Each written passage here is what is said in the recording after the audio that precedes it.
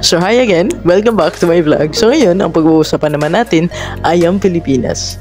So if you're planning to have vacation here in Philippines, well, worry no more kasi ito yung char. So pag-uusapan natin ngayon ang 10 most visit places here in Philippines. Not just most visit places. Alam niyo kung bakit most visit.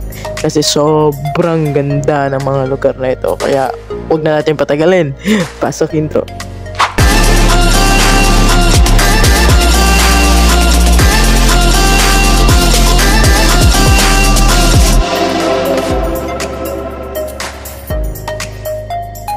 So, stay tuned guys kasi i-reveal ko na ang 10 most beautiful places here in Philippines. Sa Pilipinas yun lang matatagpuan pero yung feeling parang nasa ibang mundo ka.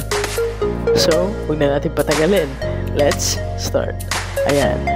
Magsisimula tayo sa pang number 10 o top 10. Vegan. Ang Vegan ay isang UNESCO World Heritage Site at kilalang kilala sa kanyang makasaysayang kagandahan. Ang mga kalsada sa Vegan ay punong-puno ng kolonyal na bahay at kalye na nagbibigay daan o nagbibigay ng pagkakataon maranasan ang kaharian ng mga Kastila.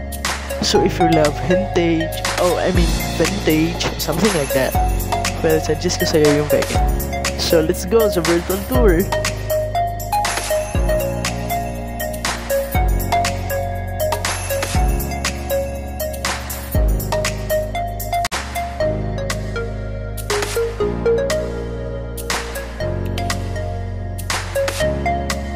O, diba? Parang nasa ibang mundo ka. Di mo akalain may ganito palang makikita sa Pilipinas. So, let's go for number 9. Ito, mas matutuwa ka. Number 9 ay ang Bohol. Isa din yan sa pinagmamalaki ng Bohol. Yan ay tinatawag na tarsier. Ang tarsier ay isang uri ng hayop na sobrang liit. May dalawang malalaking bilog na mata at laging nakakapit sa puno. Sabi ng iba, palaging tulog daw yan. Pero ewan ko, di pa ako nakaputang Bohol eh. Kaya kung pagbibigyan ako ng chance, papasyalan ko to. So, ang Bohol ay hindi lang basta tarsier ang sikat sa kanila. Ang masikat sa kanila ay ang Chocolate Hills.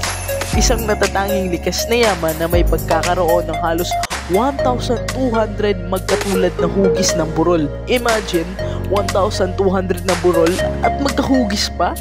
At bukod dito, meron din silang magagandang white sand beaches at mga diving sports. See? Sobrang ganda. So if you're looking for something like more on sports, adventures, diving like that, suggest ko yung Bohol. Hindi ka magsisisi. Try this place. So let's go sa virtual tour.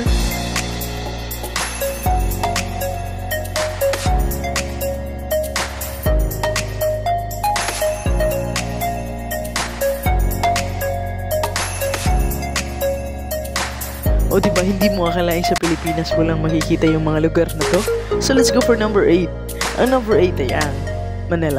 Ang Manila ay sikat na sikat talaga sa Pilipinas kasi ito ang sentro ng Pilipinas. Hindi lang siya basta sentro, kundi andito din yung mga makaisaysayang lugar kagaya ng Intramuros, Fort Santiago at Rizal Park. At hindi lang yan, matatagpuan mo din dito ang Singapore na vibes, mga naglalakihang buildings and malls, at ang masasarap na mga street foods dito.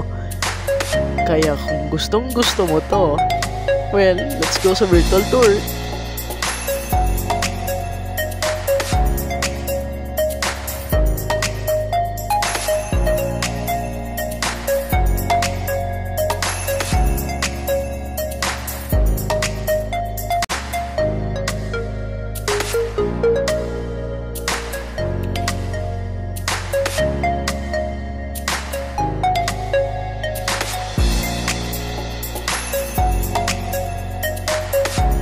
O, diba? Singapore ang vibes yung tinadala ng Manila, lalo na paggabi. So, let's go for number 7. So, ang number 7 ay ang Donsol. Kilala ang Donsol bilang whale shark capital of the world. Uy, ano yun? Ulit. whale shark capital of the world. Baka dito lang yan sa Pinas. Dito ay mayroong malaking populasyon ng butanding o whale sharks. Maganda itong pasyalan para sa mga nagmamahal sa marine life. At may mga tour na nagbibigay ng daan para makita mo ito ng malapitan. Syempre, baka lunukin ka ng shark eh. Uy, pero lang yan. So let's go sa virtual tour.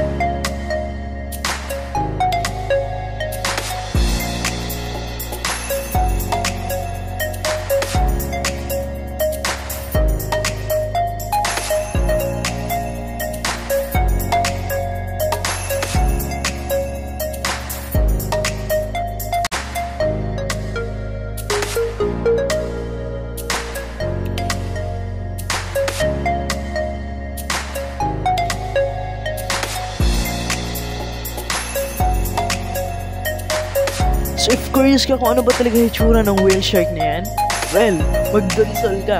So let's go for number 6. Tagaytay.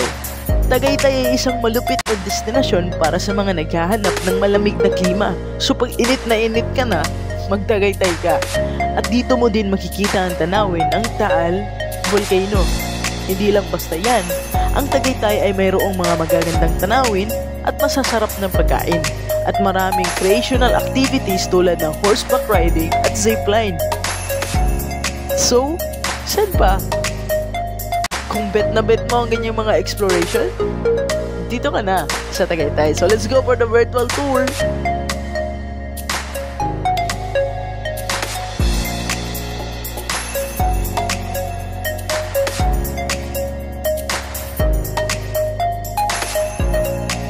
So let's go number 5. Cebu City, the Queen City of the South. Kung saan ako lumaki. Mukhang may expose ko kayo dito ng sobra. Uy, may favoritism. Char joke lang yun. Gusto kong lahat pasyalan. Kung may pera lang ako, baka buong mundo. So let's go. Isa itong pulo na puno ng kasaysayan at natural na kagandahan. Kilala ang Cebu sa Magellan Cross, Basilica del Santo Niño at Malapascua Island na kilala sa malinis na beach at world-class diving spot. At dito mo din matatagpuan ang sikat na festival, ang Sinulog Festival, kung saan halos lahat ng parte ng Cebu nagse-celebrate sa festival na to. So let's go for the tour guide. Anong tour guide? I mean, virtual tour. Let's go!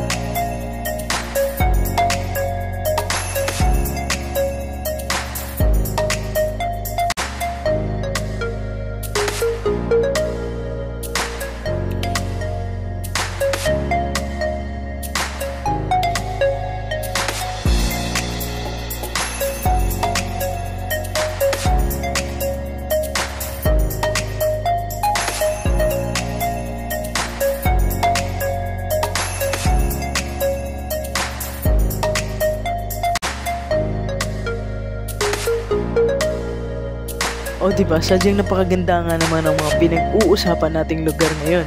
Pero hindi pa siya natatapos. Meron pa tayong number 4. Siargao. Ang Siargao ay kilala bilang surfing capital ng Pilipinas. Ang Siargao ay isang paraiso para sa mga surfers. May mga magagandang white sand beaches, coral reefs, at mangrove forest. Ang Siargao rin ay may buhay gabi na masigla at kilala sa laid-back na atmosfera. So if ikaw ay gusto sa mga surfers or underwater adventurers, well, suggest ko mag-Siargao ka. Kaya let's go for virtual tour.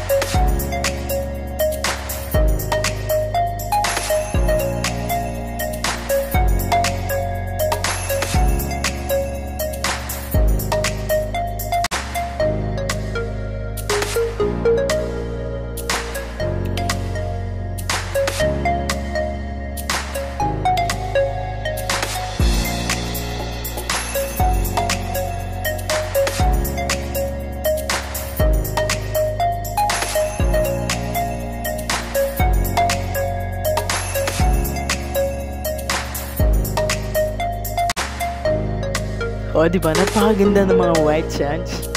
So, let's go sa number 3. Ifugao Rice Terraces. Ang mga Banao Rice Terraces ay kilala sa kanilang kasaysayan. Ito ay isa sa 7 wonders of the world at nagpapakita ng kahusayan ng mga Ifugao sa agrikultura ng engineering. Diba? Napakaganda, imagine mo. Paano nila nagagawa yan? So let's go sa virtual tour.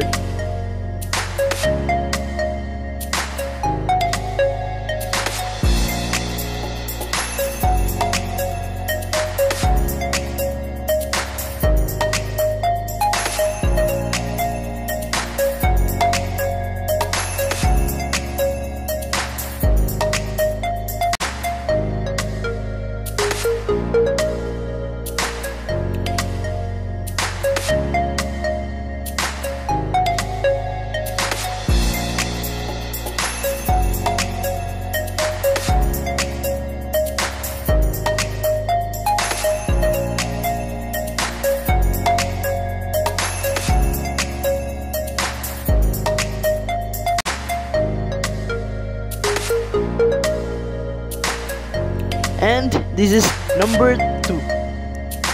Boracay. Siyempre, sikat na pasyalan. Hindi lang basta Pilipino kundi turista din. So, kilala ang Boracay sa kanyang pristine white sand beaches at vibrant nightlife.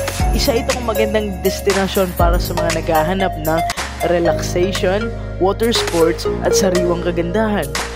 At sa balita, sa Boracay maraming nahahanap ang true love daw. So, if you want something unique, talagang nag-e-enjoy ka at nagre-relax at the same time, well, go to Boracay. Let's go for virtual tour.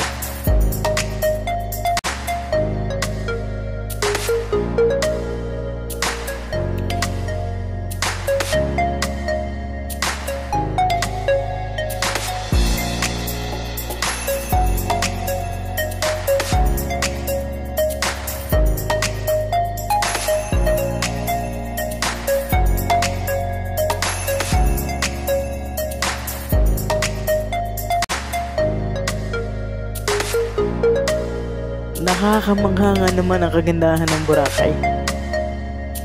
Ang perfect niya, wala akong masabi. Ang sarap dalhin ng loved one mo dito. Di ba imagine? Perfect date. Talagang magre-relax kayong dalawa. So number 1, ang top 1 ay ang Palawan. Ang Palawan ay kilala sa kanyang scenic landscape, malalim na blue lagoons at world-class diving spot tulad ng Coron at El Nido. Mayroon ding Puerto Princesa Underground River, isang UNESCO World Heritage Site at isa sa New 7 Wonders of Nature. Grabe, imagine lahat ng sinabi ko, lahat ng nabanggit kong places, dito mo lang sa Pilipinas matatagpuan. Kaya if you want something talaga na gustong pasyalan, isa-isahin mo yung top 10 na to. Talagang hindi ka magsisisi. Kaya let's go for virtual tour dito sa Palawan.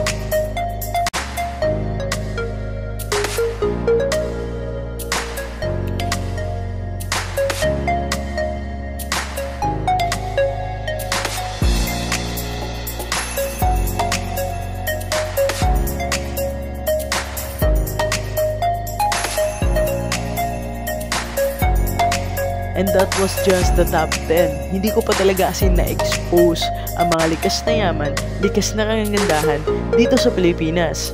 Kaya as a Filipino, proud na proud ako. So if you like this video, please leave a comment and please subscribe, hit the notification bell all para updated ka.